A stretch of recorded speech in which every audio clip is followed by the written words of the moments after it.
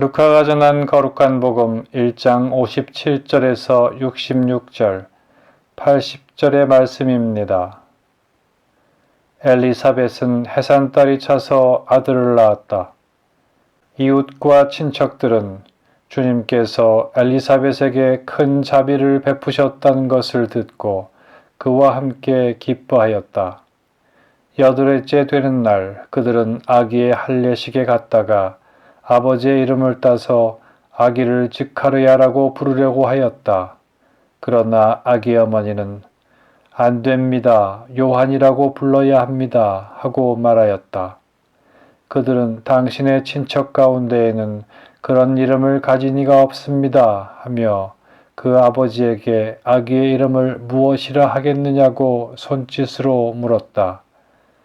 지카르야는 글 쓰는 판을 달라고 하며 그의 이름은 요한이라고 썼다. 그러자 모두 놀라워하였다. 그때의 지카르야는 즉시 입이 열리고 혀가 풀려 말을 하기 시작하면서 하느님을 찬미하였다. 그리하여 이웃이 모두 두려움에 휩싸였다. 그리고 이 모든 일이 유다의 온 산악지방에서 화제가 되었다. 소문을 들은 이들은 모두 그것을 마음에 새기며 이 아기가 대체 무엇이 될 것인가 하고 말하였다. 정녕 주님의 손길이 그를 보살피고 계셨던 것이다.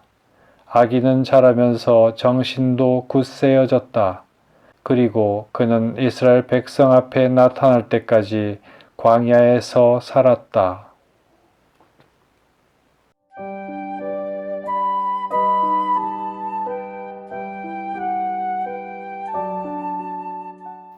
안 됩니다. 요한이라고 불러야 합니다. 스카르야와 엘리사벳은 사람들의 생각과 달리 아기의 이름을 스카르야가 아니라 요한이라고 짓습니다.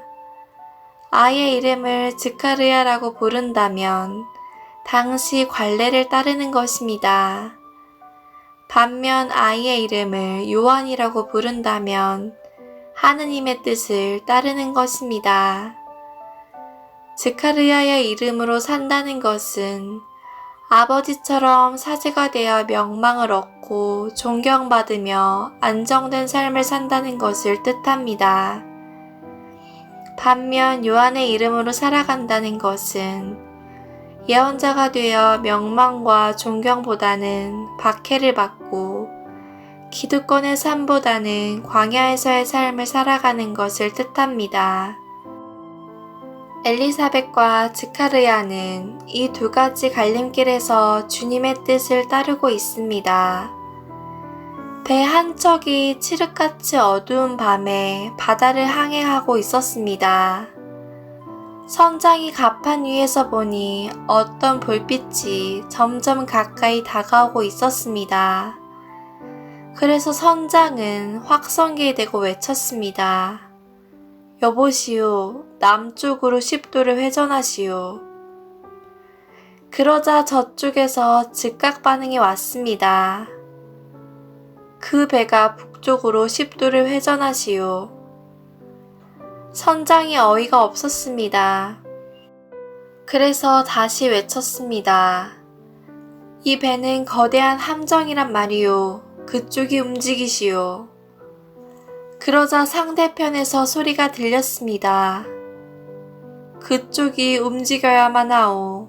이곳은 섬이고 나는 등대지기요. 섬은 움직일 수 없습니다. 배가 움직여야만 합니다. 우리가 살아가는 방식도 그러합니다. 우리의 뜻대로 하느님께서 움직이시는 것이 아니라 그분의 뜻에 맞게 우리가 움직여야 합니다.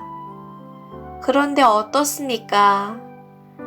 하느님께서 움직여주시기만을 바라고 있지는 않은지요. 하느님의 뜻에 따라 움직인 지카르야는 혀가 풀려 찬양의 노래를 부릅니다. 우리도 마찬가지입니다. 하느님의 뜻에 순종할 때 우리 삶 또한 찬양이 될 것입니다.